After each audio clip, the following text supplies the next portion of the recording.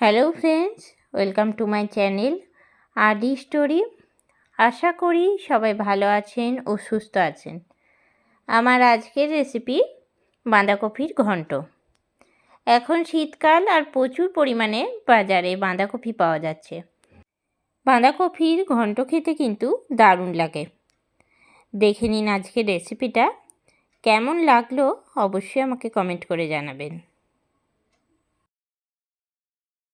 সবার প্রথমেই কেটে নিয়েছি বাঁধাকপিটা, একদম ঝিরিঝিরি করে বাঁধাকপিটা কেটে নিয়েছি। অন্যদিকে কড়াই চাপিয়ে নিয়েছি আর কড়াইয়ের মধ্যে দিয়ে দিলাম সর্ষের তেল।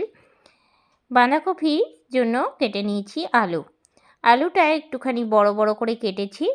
আমি এখানে দুটো বড় সাইজের আলু কেটে নিয়েছি। কিছু কিছু আলুর খোসা রেখে আমি আলুটা কেটে নিয়েছি। আলুটা একটুখানি বড় করে কেটেছি, লাল করে এবার ভেজে নিচ্ছি। গ্যাসের ফ্লেমটা হাই টু মিডিয়ামে রেখেছি।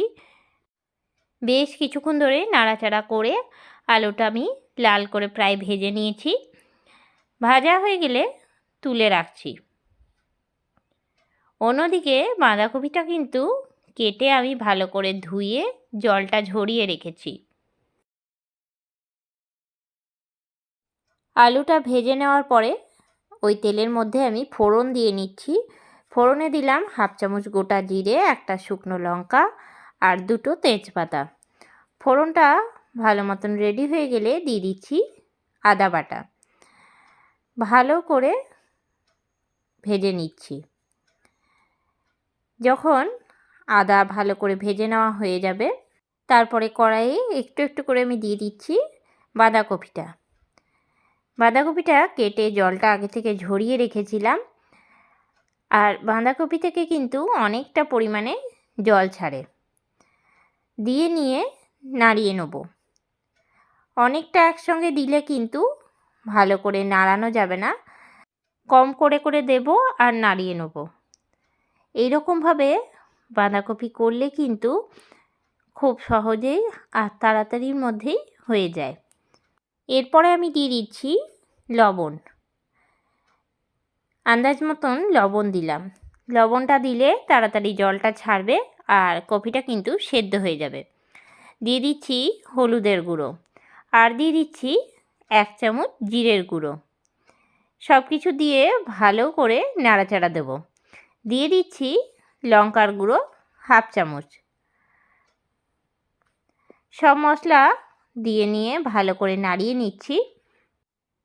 বেশ কিছুক্ষণ গ্যাসের ফ্লেমটা লো টু মিডিয়ামে রেখে মশলার সাথে কপিটা কষিয়ে নিচ্ছি। বাঁধাকপিতে কিন্তু আর অন্য কিছু মশলা আমি দেব না। এই রকমভাবে যদি রান্না করা হয় তাহলে কিন্তু বাঁধাকপির ঘন্ট খেতে দারুণ লাগে। এরপরে আমি দিয়ে দিচ্ছি ভেজে রাখা আলুটা দিয়ে নাড়াচাড়া করব। আর অনেকক্ষণ ধরে নাড়াচাড়া করছি বলে এখন কিন্তু কপিটা অনেকটাই কমে এসেছে। দিয়ে দিচ্ছি ঢাকা দিয়ে সেদ্ধ করে নেব। আর অনেকটা পরিমাণে জল বেরিয়েছিল, সেই জলেই কিন্তু কপিটা সেদ্ধ হয়ে যাবে। 10 থেকে 15 মিনিট পরে ঢাকনা খুলে আরও একবার ভালো করে আমি নাড়িয়ে নিলাম।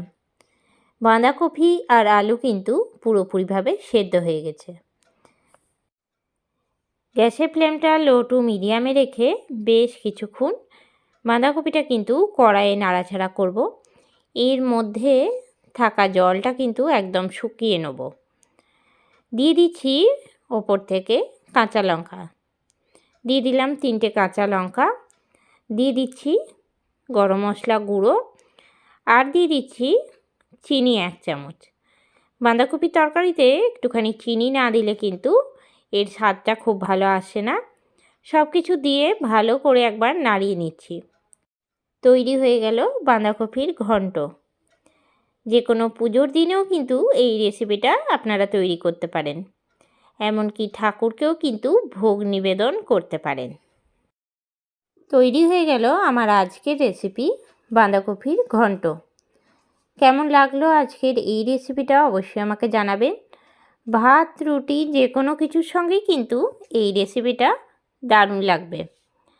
আজকের রেসিপিটা আপনাদের ভালো লেগে থাকলে লাইক করবেন, শেয়ার করবেন।